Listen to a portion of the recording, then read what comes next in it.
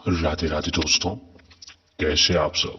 दोस्तों, हमारे YouTube channel पर आपका स्वागत है। हमारे इस चैनल को सब्सक्राइब कीजिएगा और हमारी इस वीडियो को लाइक, शेयर और कमेंट जरूर कीजिएगा। दोस्तों, इन दिनों त्योहारों का दौर लगातार जारी है। ऐसे में बात की जाए दशा माता पूजन की, तो जो कि शीतला सप्तमी के 2 दिन बाद आता है। तो आपको बता दें कि दोस्तों, चैत्र माह के कृष्ण पक्ष में दशमी को दशा माता का व्रत रखा जाता है। इस दिन सुहागिन महिलाएं अपने घर की दशा सुधारने के लिए व्रत करती है, जिससे घर पर आई विपदा और सारी समस्याएं जो है दूर हो जाती है और इससे घर में सुख समृद्धि आती है। और बताया जाता है कि इस व्रत में साफ सफाई का विशेष जो है दोस्तों ध्यान रखा जाता है। जी हाँ दोस्तों, दशा माता की पूजा करने से घर में सुख समृद्धि और धन दौलत की प्राप्ति होती है। साथ ही जो है माता दशा की कृपा से जो है दोस्तों घर पर आई विपत्ति वगैरह जो है खत्म हो जाती है। चैत्र मास के कृष्ण पक्ष में दसवीं तिथि को जो है दशा माता की पूजा आराधना की जाती है। इस बार ये शुभ तिथि जो है दोस्तों 4 अप्रैल दिन गुरुवार के दिन को पड़ रहा है। धार्मिक मान्यताओं के अनुसार दशा माता की पूजा अर्चना और व्रत करने से घर की दिशा दशा में सुधार आता है और दरिद्रता का अंत होता है। आज के दिन जो है महिलाएं कच्चे सूत का 10 तार का डोरा बनाकर उसमें 10 गट्ठाने लगाती है और फिर उसे लेकर पीपल के वृक्ष की पूजा आराधना करती है। इस व्रत में डोरे का विशेष महत्व भी होता है, क्योंकि ये दशा माता का डोरा कहलाता है, जिसे महिलाएं साल भर तक जो है गले में धारण करती है। तो दोस्तों, आइए जानते हैं कि ये व्रत कैसे किया जाता है और ये व्रत और इसका क्या महत्व है। तो दोस्तों, सबसे पहले आइए जानते हैं महत्व। तो दशा माता की पूजा आराधना के बाद महिला जो है डोरा जो है वो गले में साल भर तक धारण करती है। मान्यता है कि ऐसा करने से सभी परेशानियों से जो है मुक्ति मिलती है और घर के सदस्यों की उन्नति होती है।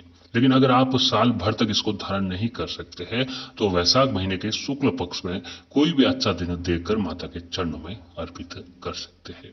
इस व्रत में साफ सफाई का विशेष ध्यान रखें। घरेलू सामान व झाड़ू खरीदने का भी आज के दिन का विशेष महत्व होता है। पौराणिक ग्रंथों के अनुसार यह व्रत सभी तरह की परेशानियों से भी जो है बचाता है। अब दोस्तों, जो है दशा माता की पूजा विधि क्या है। तो दशा माता के व्रत में कच्चे सूत का 10 तार का डोरा लेकर उसमें 10 गट्ठाने लगाई जाती है। इसके बाद महिलाएं पीपल के वृक्ष की पूजा आराधना करके 10 बार सूत लपेटते हुए परिक्रमा करती है। फिर उसे डोरे को गले में धारण कर लेती है। दशा माता की पूजा पीपल के पेड़ के छांव में ही की जाती है। पीपल के आसपास धागा बांधा जाता है और फिर कथा सुनी जाती है। पूजन के बाद महिलाएं घरों पर हल्दी और कुमकुम के चापे लगाती हैं। व्रत करने वाली महिलाएं एक ही समय भोजन करती हैं, लेकिन उस भोजन में जो है नमक का प्रयोग नहीं किया जाता है। साथ ही भोजन में गेहूं का उपयोग किया जाता है। दशा माता का व्रत जीवन भर किया जाता है और उसका उद्यपान भी नहीं होता है। अब दशा माता की पूजा का शुभ मुहूर्त क्या है, तो उसके बारे में भी जान लेते हैं। तो दोस्तों, दशा माता की पूजा के बारे में बताया जाता है कि होली के दूसरे दिन से ही महिलाएं जो है दशा माता की 10 दिन तक अलग अलग कथा सुनती है। फिर चैत्र मास के कृष्ण पक्ष की 10वीं तिथि को जो दशा माता की पूजा आराधना करती है और फिर पीपल के पेड़ के पास जाकर पूजा आराधना करती है। 4 अप्रैल को महिलाएं दशा माता की पूजा सुबह 6:29 से लेकर 8:02 तक कर लें। फिर 11:08 से दोपहर 3:44 तक जो है कर सकती है। तो दोस्तों, ये थी दशा माता की पूजा का जो है शुभ मुहूर्त। अब दोस्तों, आपको आज के दिन करना क्या है कि घर की महिलाएं, जी हाँ, उनके लिए जो एक विशेष उपाय है। इसे करने से जो है घर में सुख समृद्धि आती है और साथ ही दशा माता की विशेष कृपा बनती है। दीवार पर स्वास्तिक बनाए मेहंदी अथवा सिंदूर से वहीं 10 बिंदियां अंगुली से बनाते। पूजा सामग्री में रोली, मौली, सुपारी, चावल, द्वीप, नवेद, धूप, अगरबत्ती लें। इस दिन महिलाएं कच्चे सूत का डोरा लाकर डोरे की कहानी कहती है। इसके लिए सूत का बना श्वेत धागा लें, उसमें गांठ लगा लें और फिर उसमें हल्दी से रंग लें। इस धागे को दशा माता का बेल भी कहते हैं।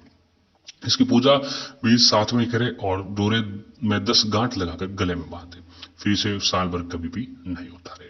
अगले वर्ष जब पुनः पूजा करें तो इसे उतार कर नए धागे की पूजा करके धारण कर लें। महिलाएं पीपल की पूजा कर 10 बार पीपल की परिक्रमा करते हुए उस पर सूत लपेटते हुए नियमानुसार दशा माता की पूजा आराधना करने से दशा माता की विशेष कृपा प्राप्त होती है।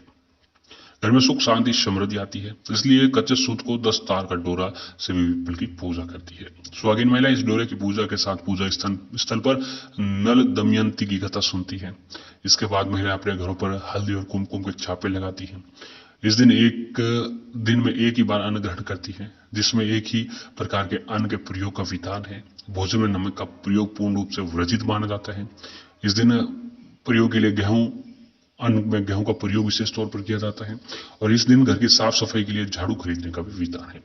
जी हाँ, अगर आप चाहते हैं कि माँ दशा माता की कृपा आपके घर पर हो, माता दशा माता आपके घर पर ये पधारे, तो दोस्तों घर की महिलाएं और घर के पुरुष भी अगर जो ये वीडियो देख रहे हैं तो आपको बता दें कि आज के दिन जो आपको अपने नया झाड़ू खरीद कर अपने घर पर जरूर आना चाहिए। झाड़ू में जो है माता लक्ष्मी जी का ही रूप है, तो ऐसे में आज दशा माता की कृपा प्राप्त और माता लक्ष्मी जी को अपने घर पर लाना चाहते हैं तो आपको जो है आज के दिन अपने घर पर नया झाड़ू खरीद कर लाए और उस नए झाड़ू से जो है घर की साफ सफाई करें।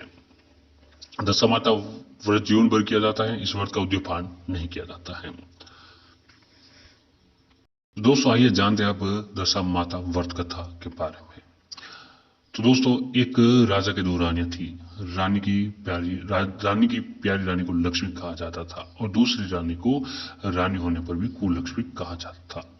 एक दिन लक्ष्मी रानी क्रोध होकर लकड़ी का पट्टा ले मलिन कपड़े पहनकर कोप भवन में जा लेटी। राजा ने लक्ष्मी से पूछा, तुम कोप भवन में क्यों पड़ी हो, तुम क्या चाहती हो? तो रानी बोली, कुलक्ष्मी को देश निकाला दिया जाए। कुलक्ष्मी रानी थी, इसलिए उसे निकाला देने से राजा की बदनामी होने का भी डर था, इसलिए रानी को पियर छोड़कर आने की बात सोची गई। राजा ने पट रानी को एक रथ में सवार कराया और सविय घोड़े पर चढ़कर रथ के साथ चलने लगा। एक बीहड़ जंगल में पहुंचकर राजा ने रथ को रुकवाया और पालकी ढोने वाले को वहां से हट जाने को कहा। राजा रानी को उस जंगल में छोड़कर घोड़े पर सवार होकर वो अपने महल में आ गया। कुलक्ष्मी को बाट जोते सारी रात बीत गई। रानी को प्यास लगी, वो रथ से उतरकर पानी की तलाश में चल दी। रानी ने आसपास पानी खोजा परंतु उसे कोई जलाशय जो है नहीं दिखाई दिया। रानी ने एक सारस के जोड़े को एक तरफ जाते देखा। रानी कुलक्ष्मी सारस के जोड़े के पीछे चलती चलते चलते वह एक नदी के किनारे पहुंच गई। रानी ने सोच आदि से निवृत्त होकर उस नदी में स्नान किया और जल पीकर अपनी प्यास बुझाई। उस समय कुछ अन्य स्त्रियां भी स्नान कर रही थी। स्नान करने के बाद उन स्त्रियों को दशा माता का डोरा दिया और उनके पास एक डोरा बच गया। उन्होंने रानी से डोरा लेने का अनुरोध किया। रानी डोरा लेकर अपने रथ में आकर बैठ गई। दशा माता ने रानी की परीक्षा लेने के लिए बुढ़िया का वेश धारण कर उसके रथ के पास आई। वह रानी से बोली, बेटी यहाँ बैठी क्या करी हो? रानी ने बुढ़िया से कहा, पहले तुम बताओ कौन हो? बुढ़िया ने उत्तर दिया, मैं तुम्हारी मौसी हूँ। तब रानी उसके गले लगकर रोने लगी। उसने अपनी विपदा भरी सारी कहानी बुढ़िया को बता दी। अंत में रानी ने बुढ़िया से कहा, अब मुझे केवल तुम्हारा हिस्सा है, मेरी रक्षा करो। दशा माता की कृपा से उसी जगह माया का शहर बस गया। रानी के भाई भाभी आदि सारा माया का वहां प्रकट हो गया। रानी ने अपने पियर के साथ मिलकर 9 दिन दशा माता की कहानियां सुनाई। 10वें दिन डोरे की पूजा होनी थी, तो उस दिन सवेर उठकर दशा माता रानी से कहा, नदी में स्नान कर आओ, वहां तुमको श्रवण कलश मिलेगा, तुम उसे ले लेना और जो डोली तुम्हें लेने आई थी उसमें बैठ जाना। किसी से यह मत पूछना कि यह डोली किसकी है। रानी नदी में स्नान किया और स्नान करके बाहर निकल आई तो उसे 2 श्रवण के कलश नदी के किनारे रखे मिले। उन्हीं के पास रेशमी वस्त्र थे। उन वस्त्रों को रानी ने पहन लिया। वो चलने को तैयार हुई थी तो उसे डोली आती दिखाई दी। वह डोली में बैठ गई और अपने घर पहुंच गई। घर पहुंचकर उसे माया के परिवार की सब महिलाएं सहित दशा माता की डोरा की पूजा की, सुहागिनों को भोजन कराया। इसके बाद उसने पारण किया। अब रानी अपने पियर में आनंद पूर्वक के साथ मिलकर रहने लगी।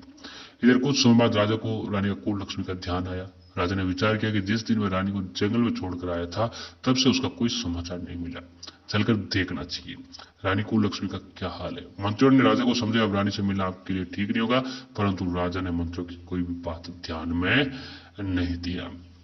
वो घोड़े पर सवार होकर उसी स्थान पर पहुंचा जहां पर रानी को छोड़कर आया था। राजा को यह देखकर बड़ा आश्चर्य हुआ कि यहाँ तो सघन वन था, यहाँ रमणीक बस्ती बसी हुई है। राजा ने लोगों से पूछा, ये कौन सी नगरी है? तो लोगों ने बताया, ये कुलक्ष्मी जी का नगर है।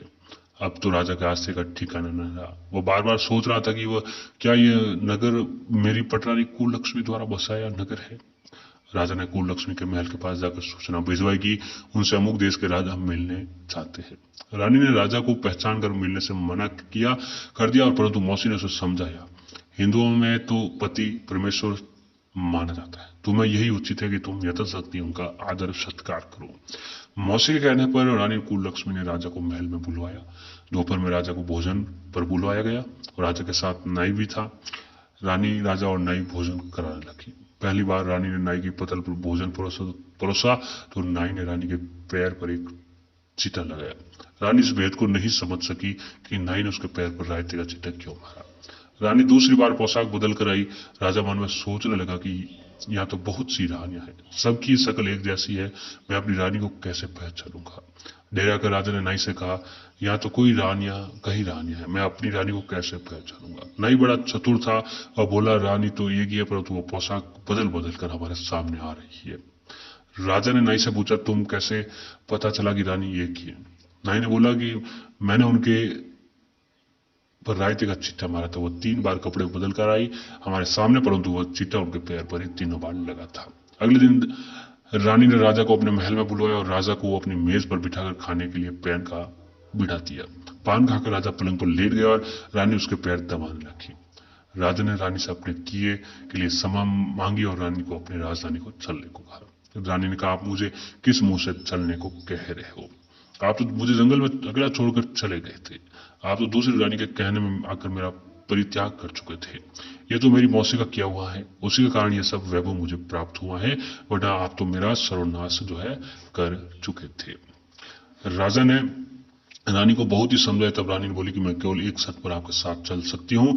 आप मौसी से वरदान मांगो कि ये नगरी आपकी राजधानी के पास पहुंचा दे, जिससे मेरा मन चाहे आपके पास रहूं, जब जी चाहे मैं मौसी के महल में चली जाऊं। जब मेरी मौसी बड़ी दयालु है, संभव है मेरी बात मान जाएंगे।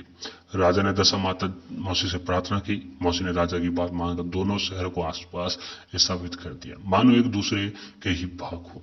राजा ने दशा माता की कृपा का फल जानकर शहर में ढिंडोरा पिटवाया कि उसकी प्रजा दशा माता की पूजा करे। भगवती दशा माता ने जिस प्रकार कुल लक्ष्मी पर दया करी, वैसे ही दया सब जनों पर करे। तो दोस्तों, ये थी दशा माता की कथा। तो इस तरीके से अगर आप भी जो है 10वीं तिथि पर जो है दशा माता की पूजा आराधना वर्त सकते हैं, तो दशा माता की कृपा जो है आपके ऊपर जरूर बनेगी।